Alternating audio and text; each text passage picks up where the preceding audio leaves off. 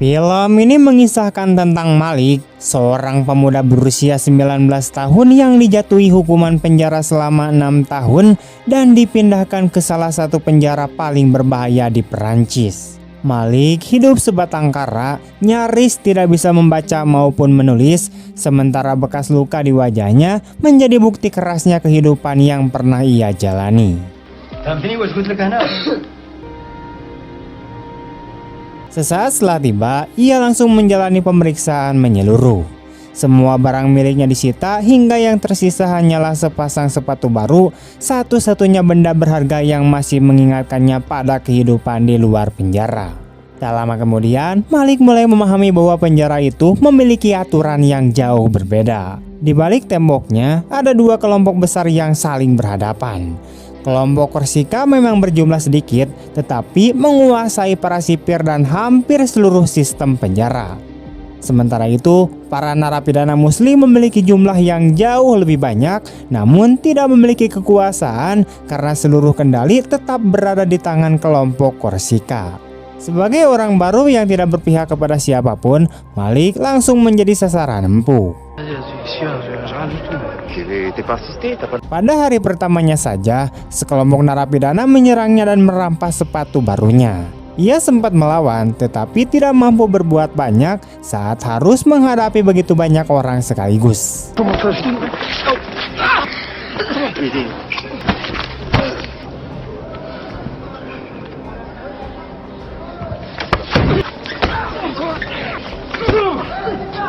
Hari-hari berikutnya dipenuhi kelaparan, pemukulan, dan penghinaan yang terus berdatangan.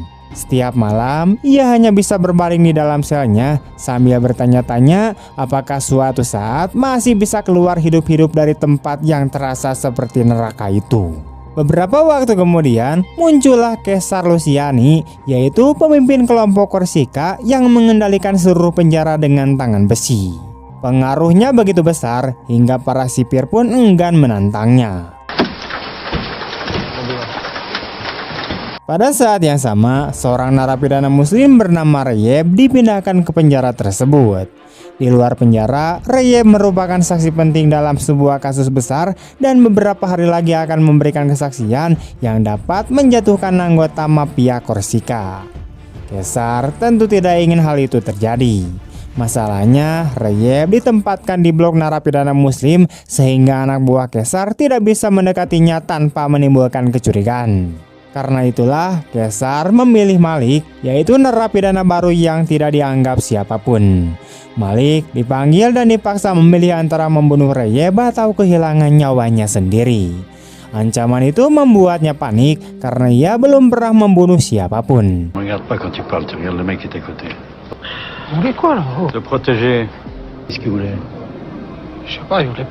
Ia sempat mencoba meminta bantuan petugas penjara, tetapi rencananya diketahui lebih dulu oleh kelompok Korsika. Mereka hampir mencekiknya dengan kantong plastik sebagai peringatan bahwa hanya perintah mereka yang berlaku di tempat itu.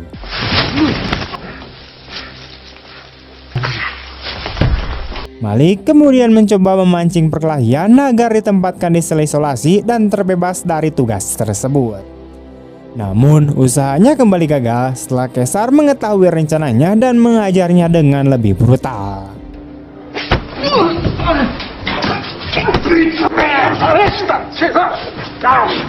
Saat itulah Malik sadar bahwa ia benar-benar tidak memiliki jalan keluar. Kelompok Korsika lalu mengajarinya cara membunuh Reyeb. Ia harus menyembunyikan sebuah silet di antara pipi dan giginya, mendekati Reyeb seolah ingin berteman, memperoleh kepercayaannya, lalu menyerang pada saat yang tepat.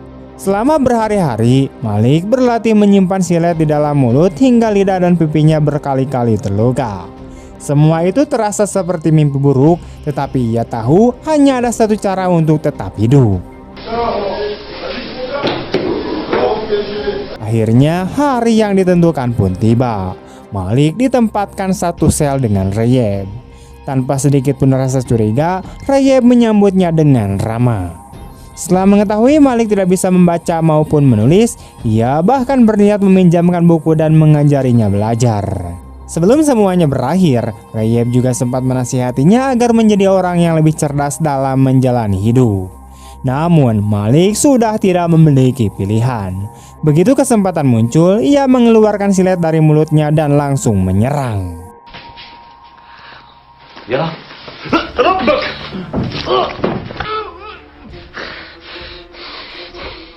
Malik ikut mengalami luka parah, tetapi akhirnya berhasil menghabisi Rayeb.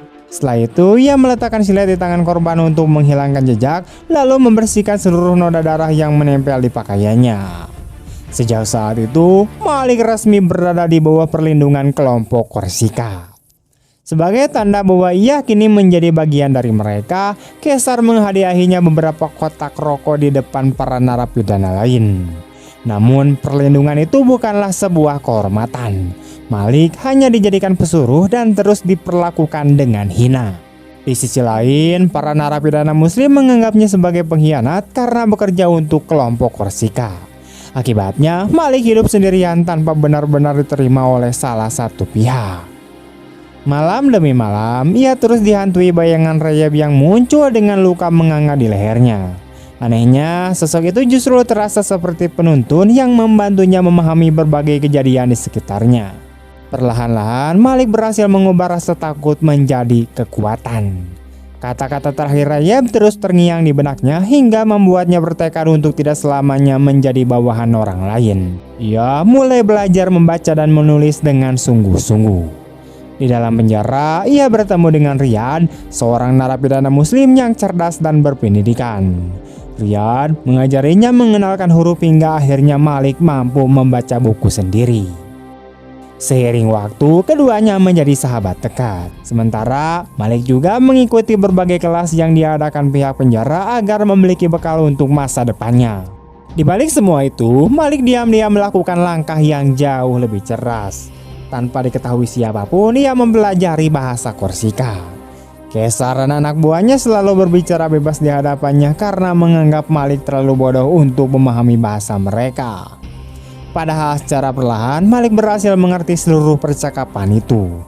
Ia menyerap berbagai rahasia organisasi, memahami cara mereka menjalankan bisnis, sekaligus mempelajari kelemahan orang-orang yang selama ini menguasai penjara. Dari situlah ia menyadari bahwa dalam dunia kriminal, kekuasaan tidak hanya diperoleh dengan kekuatan, tetapi juga dengan mengetahui rahasia lawan. Beberapa waktu kemudian, pemerintah Prancis memindahkan sebagian besar narapidana Korsika ke penjara yang lebih dekat dengan kampung halaman mereka. Keputusan itu membuat pengaruh Kaisar mulai melemah karena satu persatu anak buah kepercayaannya meninggalkan penjara. Jumlah sekutunya semakin berkurang dan kekuasaannya perlahan goyah. Karena tidak memiliki pilihan lain, Kaisar akhirnya terpaksa mempercayakan sebagian besar urusannya kepada Malik, pemuda yang dulu ia paksa menjadi seorang pembunuh. Sejak saat itu, Kaisar menjadikan Malik sebagai mata dan telinganya di dalam penjara. Malik bertugas mengawasi setiap pergerakan yang mencurigakan, mengumpulkan informasi penting, serta menangani berbagai urusan yang sebelumnya hanya dipercayakan kepada orang-orang kepercayaan Kaisar. Berkat catatan perilakunya yang semakin baik, Malik mulai memperoleh izin keluar sementara, sebuah fasilitas yang jarang diberikan kepada narapidana dengan latar belakang sepertinya. Namun setiap kali keluar, Kaisar selalu memanfaatkan kesempatan itu untuk menyuruhnya menjalankan berbagai urusan ilegal agar bisnisnya di luar penjara tetap berjalan melalui Malik. Tanpa sepengetahuan Kaisar, Malik justru memanfaatkan kebebasan singkat itu untuk kepentingannya sendiri. Selain menyelesaikan tugas yang diberikan, ia diam-diam mulai membangun jaringan kriminalnya sendiri. Setiap kali kembali ke balik jeruji besi, bisnis dan uang yang berhasil ia kumpulkan terus bertambah. Malik menjalankan permainan ganda yang sangat beresiko. Di dalam penjara, ia tetap berpura-pura menjadi bawahan yang patuh, sementara di luar ia perlahan memperluas kekuasaannya tanpa menimbulkan kecurigaan sedikit pun. Pada masa itulah Malik bertemu dengan Jordi, narapidana yang dikenal dengan julukan si Gypsy dan berpengalaman dalam perdagangan barang-barang ilegal. Bersama Jordi, Malik semakin dalam terjun ke dunia kriminal, sedangkan Riyad ikut mengambil peran penting dalam mengelola operasi yang mereka bangun secara diam-diam. Tidak lama kemudian, kondisi kesehatan Riyad semakin memburuk hingga ia didiagnosis menderita penyakit serius. Karena alasan tersebut, ia akhirnya memperoleh pembebasan lebih awal dari penjara. Bagi Malik, situasi itu justru menjadi keuntungan besar karena kini ia memiliki orang kepercayaan yang bisa mengelola seluruh bisnis di luar penjara selama dirinya masih menjalani sisa hukuman. Dalam waktu singkat, Malik, Riyad, dan Jordi berhasil memperkuat posisi mereka di jaringan perdagangan ilegal. Pengaruh mereka pun terus berkembang, begitu pula keuntungan yang mereka peroleh. Namun keadaan berubah ketika Riyad diculik oleh seorang pengedar narkoboy berpengaruh bernama Latif. Mendengar kabar itu, Malik diliputi amarah yang luar biasa. Meski begitu, ia tidak lagi bertindak gegabah seperti dulu. Dengan tenang, ia menyusun strategi. Setelah mencari informasi, Malik mengetahui bahwa salah satu kerabat dekat Latif sedang menjalani hukuman di penjara yang sama. Kesempatan itu langsung dimanfaatkannya. Ia memerintahkan anak buahnya untuk menculik seluruh keluarga narapidana tersebut, lalu mengirim ancaman kepada Latif. Pesannya sangat jelas, jika Riyad sampai disakiti sedikit saja, maka tidak seorang pun dari keluarga itu akan dibiarkan hidup.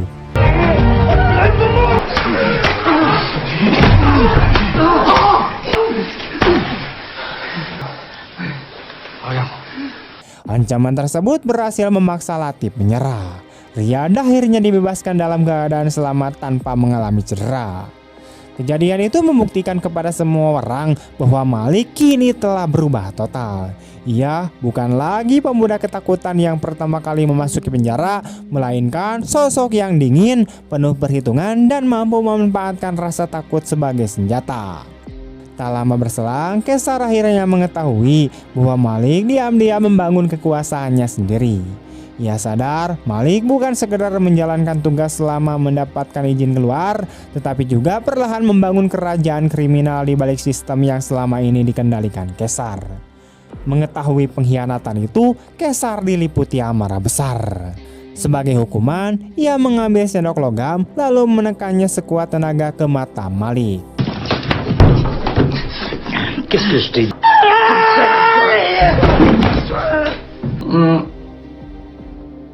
Serangan brutal tersebut membuat penglihatannya terganggu dalam waktu yang cukup lama.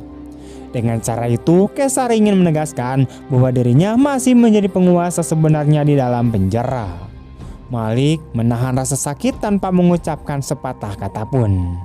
Dari luar ia tetap terlihat tenang, tetapi di dalam hatinya kebencian terhadap Kaisar semakin membesar dan menjadi bahan bakar bagi langkah berikutnya. Sejak saat itulah permainan mulai berubah. Di waktu yang sama, Kaisar tengah merundingkan kerjasama besar dengan organisasi kriminal Italia yang dikenal sebagai kelompok Liguria. Untuk menyelesaikan negosiasi tersebut, ia mengirim Malik ke Italia agar bertemu langsung dengan seorang pria bernama Latrique. Karena sama-sama berasal dari latar belakang Arab, Kaisar yakin Malik adalah orang yang paling tepat untuk menjalankan misi itu. Bagi Malik sendiri, perjalanan tersebut menjadi pengalaman yang benar-benar baru. Untuk pertama kalinya dalam hidupnya, ia menaiki pesawat ngapung.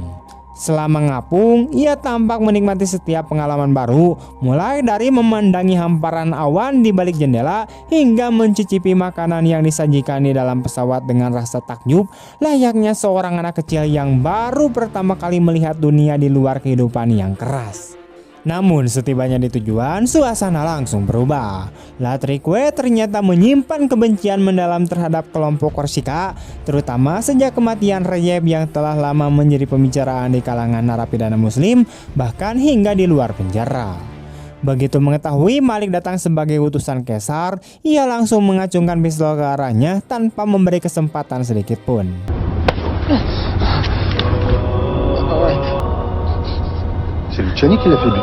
Dalam sekejap, semua orang mengira hidup Malik akan berakhir di negeri asing itu. Namun keadaan berubah secara tak terduga.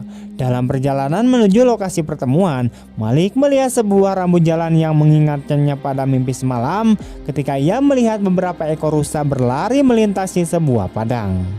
Berbekal firasat tersebut, ia meminta pengemudi memperlambat kendaraan karena merasa seekor rusa akan menyeberang di depan mereka. Permintaan itu sempat dianggap sebagai alasan untuk mengulur waktu. Akan tetapi, beberapa detik kemudian seekor rusa benar-benar muncul dan tertabrak mobil hingga menyebabkan kecelakaan kecil.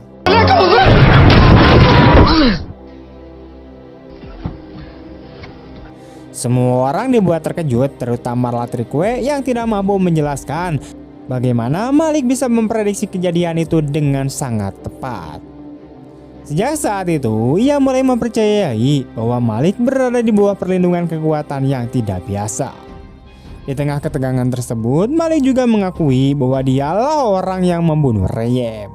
Bukannya marah, Latrikue justru semakin menghormatinya karena melihat keberanian dan ketenangan Malik dalam menghadapi kematian. Sejak saat itu, Latrikue memutuskan memutus hubungan dengan Caesar dan memilih bekerja sama langsung dengan Malik. Keputusan tersebut menjadi titik penting dalam kebangkitan Malik. Untuk pertama kalinya, namanya mulai diperhitungkan di luar penjara, sementara pengaruh kelompok Korsika terus melemah seiring meningkatnya reputasi Malik. Di saat yang sama, Caesar mulai menyadari ada seseorang yang membocorkan rahasia organisasinya kepada pihak Italia. Dugaan itu memang benar karena Jack, orang kepercayaannya di luar penjara, diam-diam telah menjalani kesepakatan dengan kelompok Liguria. Mengetahui pengkhianatan tersebut, Caesar segera memerintahkan Malik memanfaatkan izin keluarnya untuk menghabisi Jack. Namun di balik perintah itu tersimpan niat lain. Caesar berharap Malik gagal menjalankan misi tersebut atau terbunuh setelah berhasil, sehingga dua ancaman sekaligus bisa disingkirkan. Sayangnya, Malik kini jauh lebih cerdas daripada yang dia bayangkan. Bersama Ria, dia menyusun rencana yang sama sekali berbeda. Mereka lebih dulu melumpuhkan seluruh pengawal Jack, kemudian menangkapnya hidup-hidup.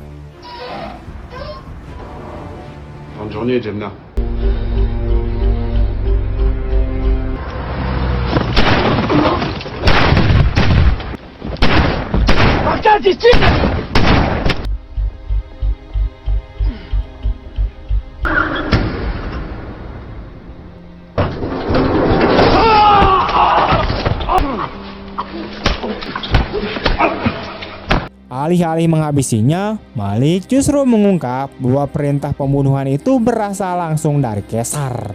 Setelah mengetahui kebenarannya, Jack sengaja dibebaskan. Malik tahu persis akibat yang akan terjadi. Cepat atau lambat, para pemimpin kelompok Korsika akan saling menghancurkan, sementara dirinya tinggal menunggu kesempatan untuk mengambil alih kekuasaan. Benar saja, perang internal segera meletus di dalam penjara. Bentrokan, pembunuhan, dan perkelahian pecah di berbagai sudut, sementara setiap kelompok berusaha mempertahankan sisa wilayah kekuasaannya. Di tengah kekacauan itu, Malik memilih tetap tenang. Ia hanya mengamati keadaan sambil menunggu saat yang paling menguntungkan untuk bergerak. Ia memahami bahwa ketika dua kekuatan besar saling menghancurkan, pihak yang paling diuntungkan adalah mereka yang sabar menunggu di luar pertarungan. Setelah konflik mereda, peta kekuasaan di penjara berubah sepenuhnya. Sebagian besar pemimpin Korsika telah tewas atau kehilangan pengaruhnya. Kekosongan itulah yang perlahan diisi oleh Malik, pemuda yang dulu datang tanpa memiliki apapun selain sepasang sepatu baru. Ia tidak mencapai puncak melalui kekerasan membabi buta, melainkan lewat kecerdasan, kesabaran, dan kemampuan memilih waktu yang tepat untuk bertindak.